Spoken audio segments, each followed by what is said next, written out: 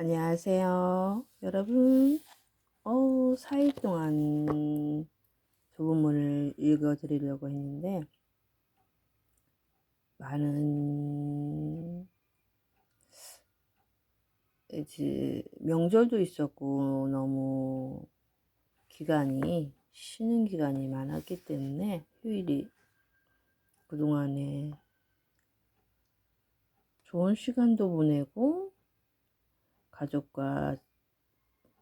가족이라고 하면 우리 몽실이랑 신랑이랑 함께 지냈는데, 정말 너무 빨리 시간이 간 것 같아요. 그래서 여러분에게 읽어드리지 못해가지고 이게 꽤 읽어드리려고 하면은 그래도 꽤 읽어드려야 될 것 같아요. 이거 한 번에 다 읽어드리고 싶은데 그게 시간이 이게 용량이 있기 때문에 20분까지는 읽어서 이거 카트를 해야 되고 카트를 해야 되고 하니까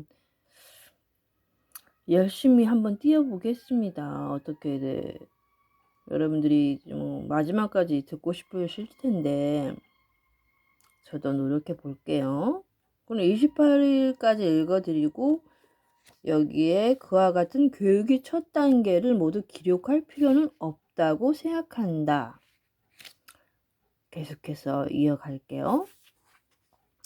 그런 것은 아마 모든 맹인 교육에서 흔히 볼 수 있는 일일 것이다. 그리고 나는 맹인을 가르쳐 본 사람은 색채를 가르치는 데 있어서는 나와 똑같은 어려움에 빠졌을 것이라고 생각한다. 그 후에 이 문제에 대해 내가 느낀 것은 복음서 어디에도 색채에 관한 문제만은 언급되고 있지 않다는 사실이다. 다른 사람들은 어떻게 했는지 모르지만 나는 우선 프리즘에 나타나는 색의 이름을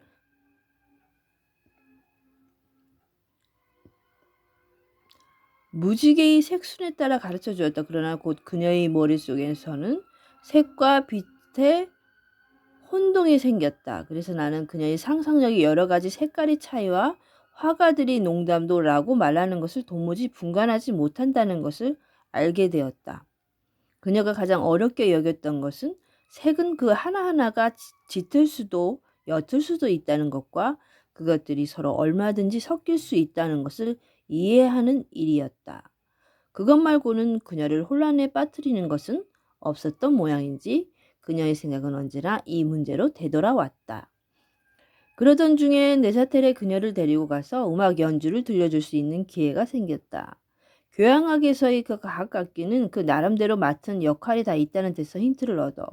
나는 그 색채 문제를 풀 수 있을지도 모른다는 생각이 들었다.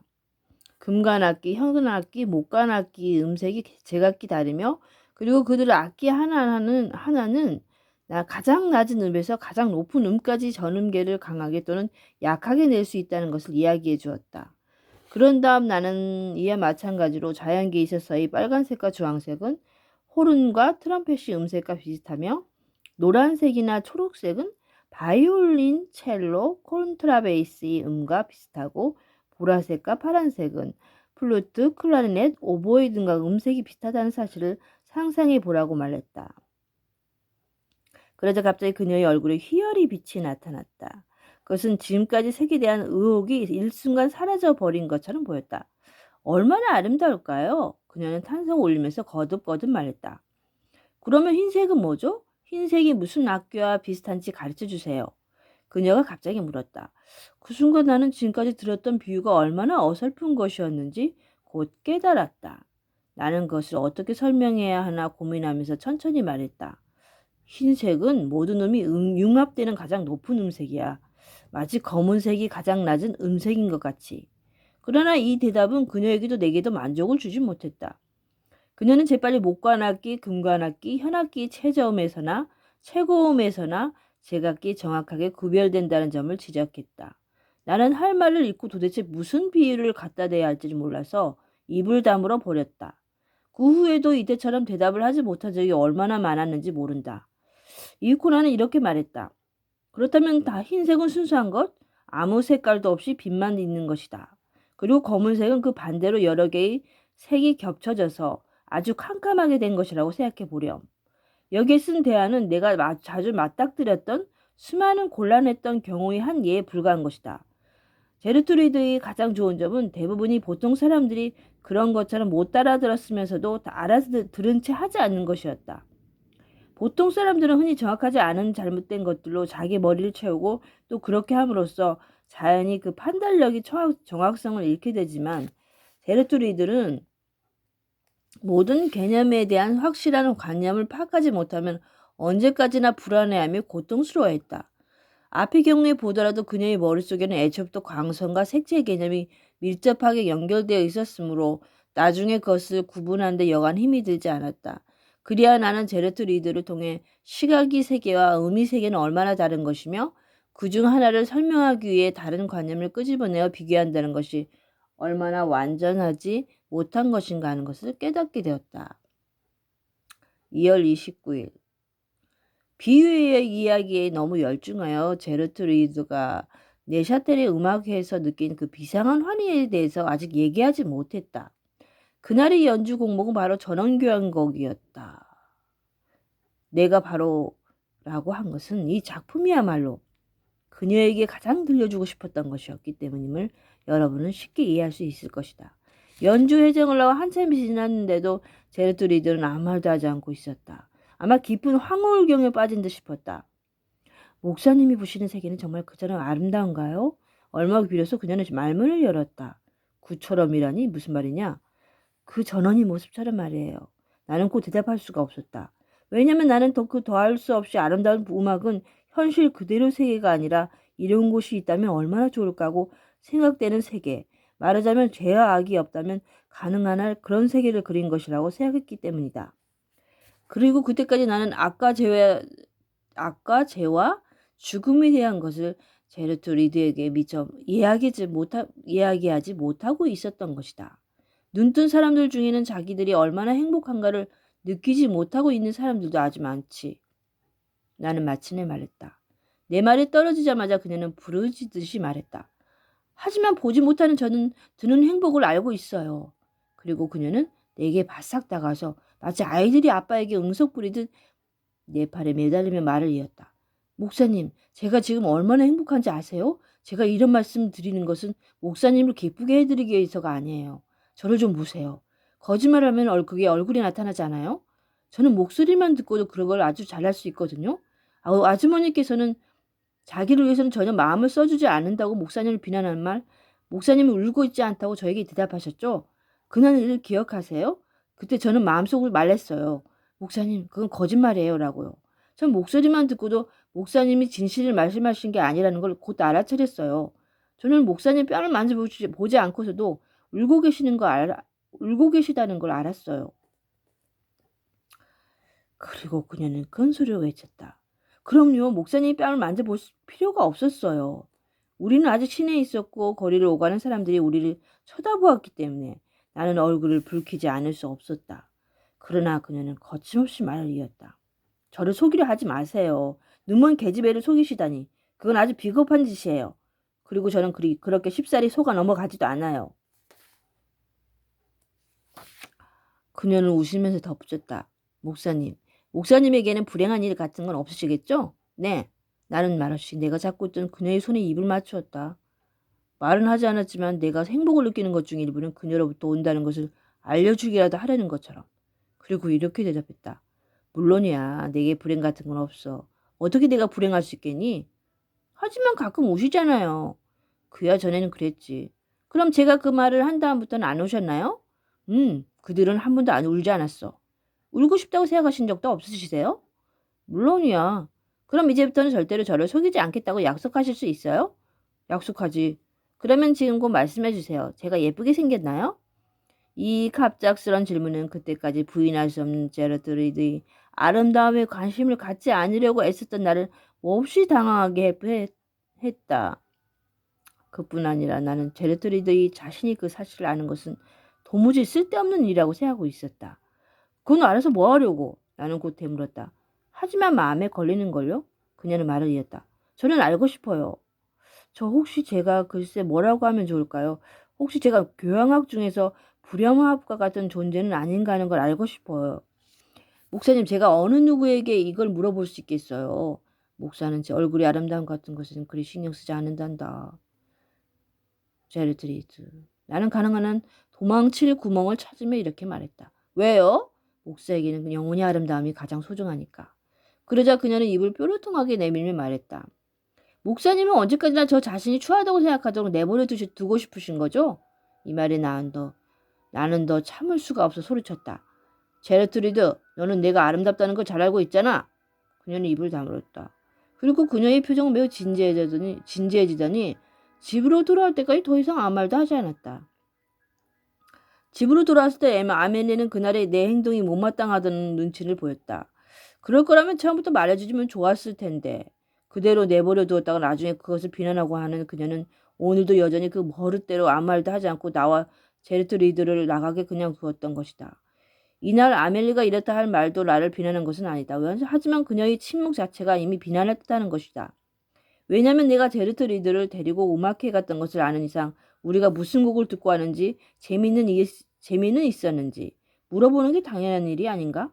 또 제르트 리드의 기쁨도 다른 사람이 조금이라도 관심을 가져다 주었다고 느끼게 되면 더욱 커졌을 것이다.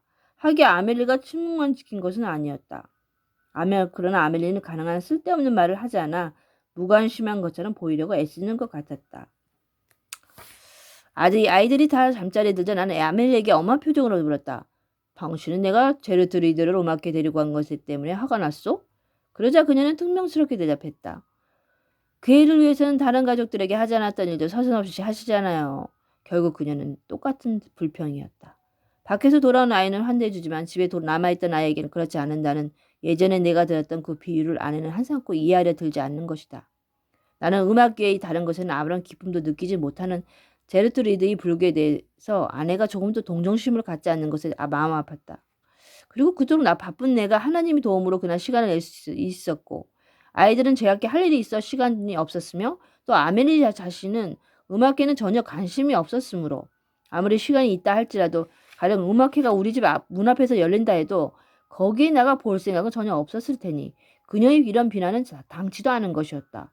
그러나 무엇보다 내가 마음이 아팠던 것은 아멜리가 제르트 리드 앞에서 주저하지 않고 그런 말을 내뱉었다는 사실이다. 내가 따로 물었는데도 그녀는 제르트 리드가 알아듣도록 일부러 그 목소리를 크게 냈던 것이다. 마음이 아팠다기보다 나는 화가 치밀었다. 잠시 후에 아멜리가 밖으로 나가자 나는 제르트 리드에게 다가가서 그녀의 가냘픈 손을 잡아 내 얼굴에 갖다 대며 애써 밝은 목소리로 말했다. 자, 보렴. 이번에는 안 울었지? 네, 그래요. 그러면 이번엔 제가 울 차례인가요? 그녀는 내게 억지로 웃어 보이며 말했다. 그리고 언뜻 보니 나를 향해 쳐든 그 얼굴에 아름다운 얼굴에 한 줄기 눈물이 흐르고 있었다. 3월 8일 내가 아멜리에게 줄 수 있는 기쁨은 오직 하나. 그녀의 마음에 들지 않은 일을 하지 않는 것뿐이었다. 이 소극적인 사랑의 표시만이 그녀가 나에게 허락한 유일한 것이다.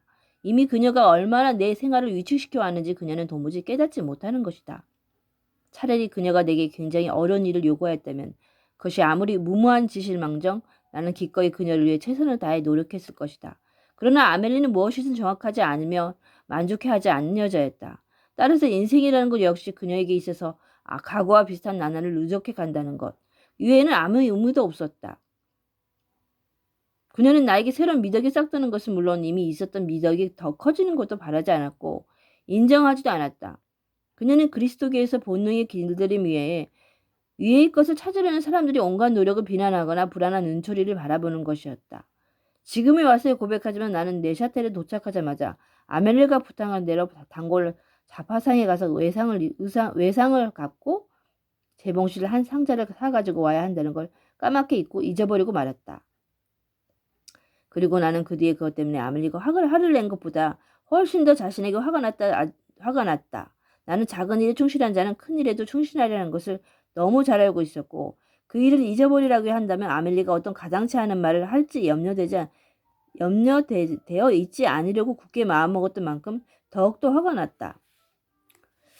나는 차라리 그 일을 그녀가 비난해 주었으면 하고 바랐다. 그 점에는 있어서 분명히 내가 잘못했으니까. 어떤 비난의 말을 들어도 감내할 각오가 되어 있었다. 그러나 그녀는 늘 그랬던 것처럼 뚜렷한 잘못에 대해 비난하기보다 터무니없는 푸념만 해댔다. 세상 사람들이 현실의 괴로움에 그치고 마음속 악기 소리에 귀를 기울이지 않는다면 우리 생활은 얼마나 더 아름다워지고 우리 불행도 얼마나 견디기 쉬워질 것인가. 내가 지금 여기에 쓰고 있는 것은 설교 제목으로는 알맞은 말인지도 모른다.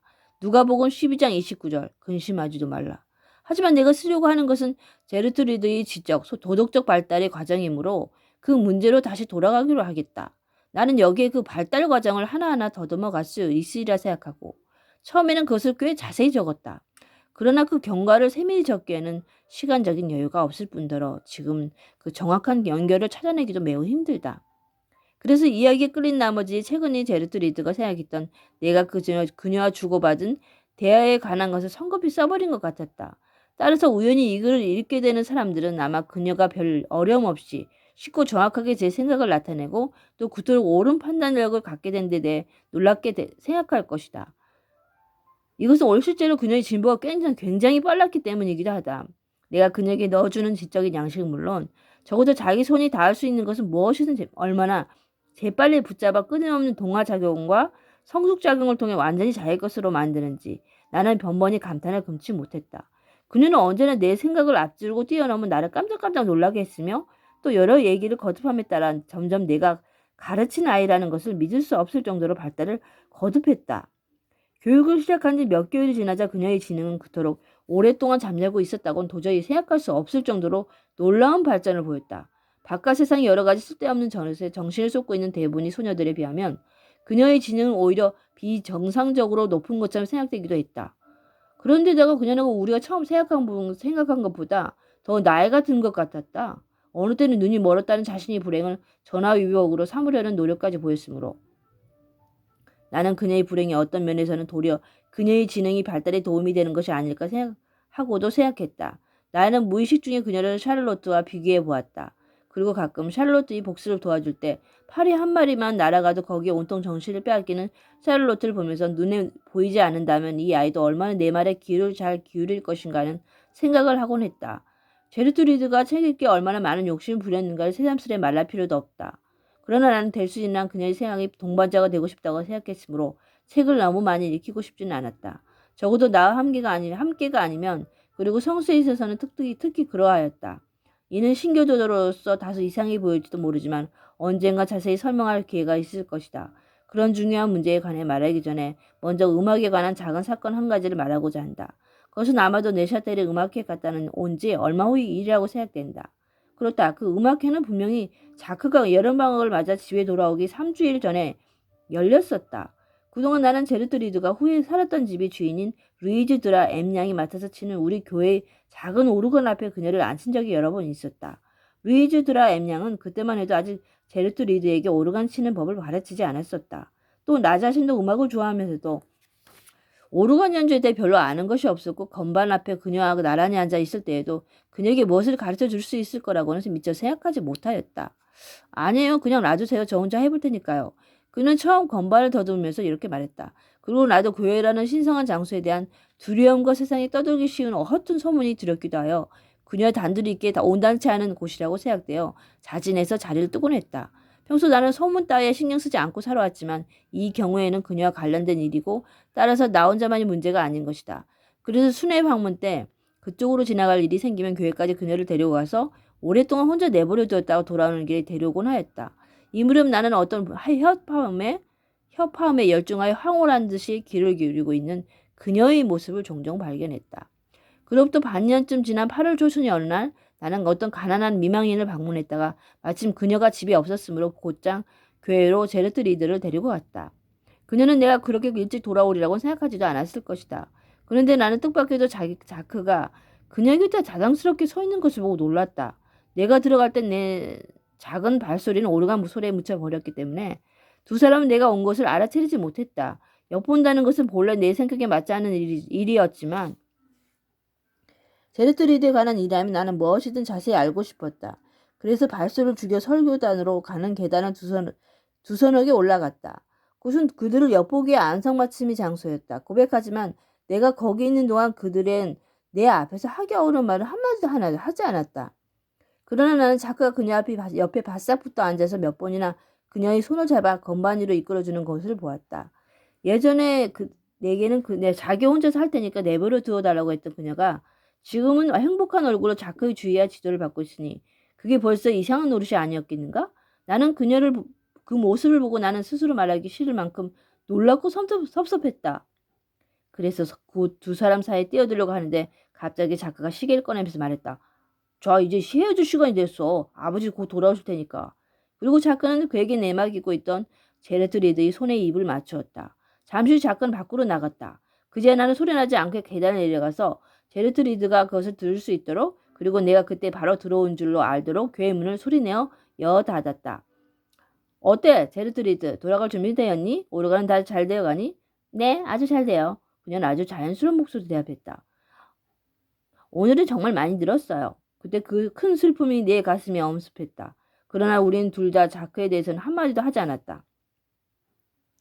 그날 저녁 나는 자크와 단둘이 남기되는 시간을 몹시 기다렸다. 평소 아내와 제르트리드와 아이들은 저녁을 먹은 다음에는 일찍 잠자리 들었고 자크와 나만 밤늦게까지 자지 않고 공부를 했다. 나는 그 시간을 기다렸다. 그러나 막상 둘만 남게 되자 심장이 고동치고 감정이 흩어져서 그토록 내 마음을 괴롭히는 문제였지만 무슨 말부터 꺼내야 할지 생각나지 않았다.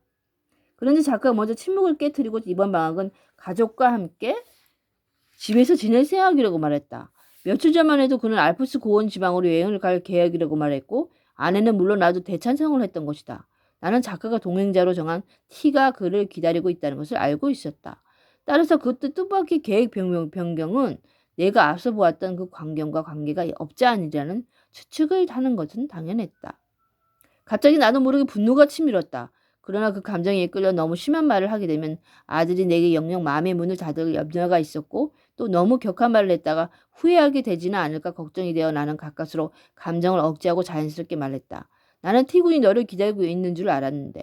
뭘요? 반드시 내가 오기만을 기다리고 있지는 않을 거예요. 내가 약속한 날에 가지 않으면 내 대신 다른 사람을 구할 테니 저는 여기서도 오베르란트에서와 마찬가지로 쉴 수 있고 또다시 사실 산정을 쏘아다니는 것보다는 훨씬 더 유익하게 시간을 보낼 수 있을 것이라고 생각해요.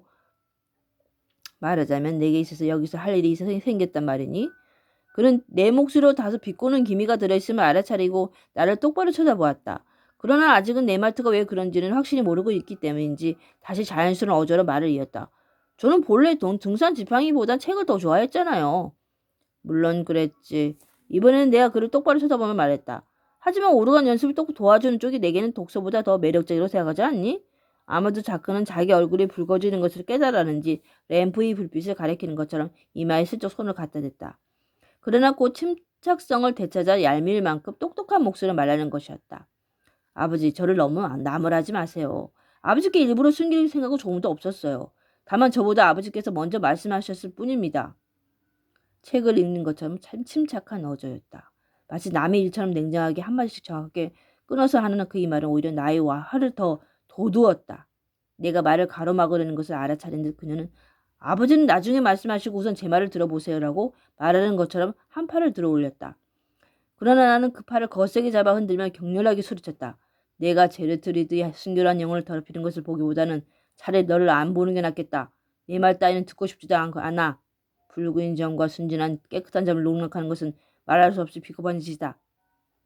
나는 내가 그런 짓을 하리라고는 꿈에도 생각하지 못했다.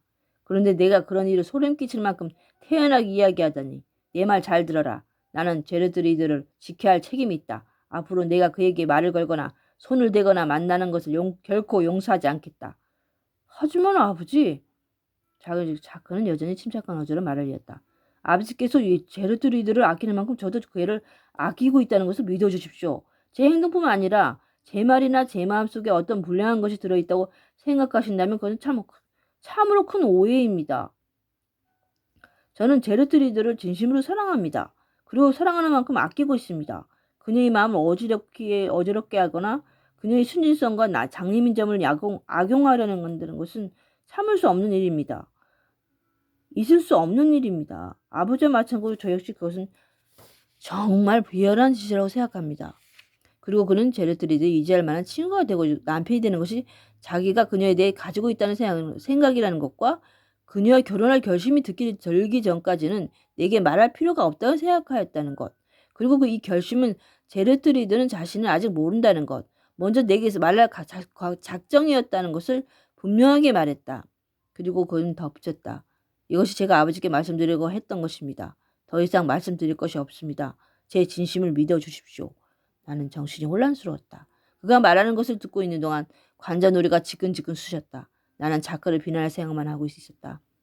따라서 화낼 이유를 모두 없애버린 자크의 진심에 참말이 나는 더욱 낭패감을 느꼈고 그의 말이 끝났을 때에는 뭐라고 말해야 좋을지 아무 생각도 나지 않았다. 이제 그만 자자. 긴 침묵 끝에 내가 한 말은 이것뿐이었다. 그리고 자리에서 일어나며 그의 어깨에 손을 얹었다. 이 일에 대해 내 생각은 내게 내일 말해주겠다. 이제는 저에 대해서 역정내지 않겠다는 말씀이라도 해주세요. 밤새 잘 생각해 봐야겠다. 이튿날 자크가 다시 만났을 때 나는 자크가 처음 보는 사람처럼 낯설게 느껴졌다. 갑자기 내 아들이 이미 어린아이가 아니고 성숙한 청년이라는 생각이 들었다. 내가 그를 어린아이로 생각하는 동안은 내가 목격한 그 사랑이 악마의 행동으로 보일 수도 있었던 것이다. 나는 밤새도록 그것은 오히려 자연스럽고 당연한 일이라고 스스로 위로하려고 했었다. 그런데 내 불만이 더욱 깊어진 것은 무엇 때문일까? 나는 훨씬 나중에 그 점을 분명히 이해할 수 있게 되었다. 아무튼 나는 우선 자크에게 내 생각을 말해야만 했다. 그러나 내 마음속에는 양심의 본능만큼이나 확실한 어떤 것이 무슨 일이 있어도 이 결혼을 막지 않으면 안 된다고 내게 속삭이고 있었다. 아침 식사를 마치고 나는 자크를 정원 한 구석으로 데리고 갔다. 거기서 나는 우선 이렇게 물었다. 제르트리드에게 내 심령을 고백했니? 아니요. 그는 짧게 대답하고 잠시 동안 말이 없다가 다시 말했다. 그 애는 아마 제 마음을 벌써부터 알고 있을 겁니다. 하지만 아직 제가 직접 말한 적은 없었습니다. 그래? 그러면 그에게 당분간 아무 말도 하지 않겠다고 약속해다오. 아버지, 저는 아버지의 말씀이라면 무슨 일이 있어도 순종하기로 결심했습니다. 하지만 왜 그러시는지 이 이유를 알려주세요. 그러나 나는 그 이유를 설명하는데 한참 망설였다. 왜냐하면 맨 먼저 머리에 떠오르는 이유가 과연 가장 정당한 이유가 될 수 있을지 확신할 수 없었기 때문이다. 사실 그때 내 행동을 지배했던 것은 이성이 아니라 양심이었다. 제르드리드는 아직 너무 어리다. 나는 곧에 말했다. 생각해보렴. 그 애는 여지껏 세례도 받지 않았잖니. 그리고 너도 아시다시피 그 애는 다른 아이들과는 달라. 발육도 매우 늦고 순진한 아이니까 처음 듣는 사랑이 말에 꽤 민감한 반응을 보일지도 모른다. 그렇기 때문에 그에게는 아직 그런 말을 하면 안 돼. 스스로를 지킬 힘도 없는 자에게 무언가를 빼앗는다는 것은 비겁한 것이다. 나는 내가 비겁한 사람이 아니라는 것을 잘 알고 있단다. 너는 내 감정에는 거리낌 없이 조금도 없다고 말했지만 나는 그것이 너무 때가 일러서 제약이 된다고만 생각한다.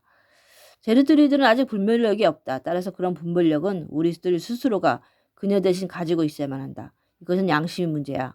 자크에게 좋은 점이 하나 있는데 그것은 내 양심에 맡긴다고 간단하게 말 한마디만 한다면 자기 행동을 억제할 수 있다는 것이다. 그가 어렸을 때부터 나는 그에게 이 말을 자주 써왔었다. 나는 이때 유심히 자크의 얼굴을 쳐다보았다. 만약 제르트리드가 사물을 볼 수 있다면 이 미끈한 뻗은 건강한 체구, 주름살 하나 없는 고운 얼굴, 깨끗하고 맑은 눈빛, 아직 어린 티가 남아있긴 하지만 어딘가 근엄한 빛을 띠고 있는 이 얼굴을 무관심하게 보아넘기는 못하리라 생각이 들었다. 자크는 모자를 쓰고 있지 않았다. 그 무렵 꽤 길게 자란 그의 잿빛 머리카락은 관자놀이개에서 가볍게 곱슬거렸으며 귀를 반쯤 가리고 있었다. 내가 부탁할 일이 한 가지 더 있다. 나는 걸터앉았던 벤치에 몸을 일으키며 말을 이었다. 지난번 너는 모레 떠날 예정이라고 말했었지. 아무튼 그 출발을 늦추지 말아다오. 그리고 너는 한 달 동안 여행할 계획이었으니 그 날짜를 하루라도 단축시키는 일이 없도록 해라. 알겠니? 잘 알았습니다, 아버지. 말씀대로 하겠습니다.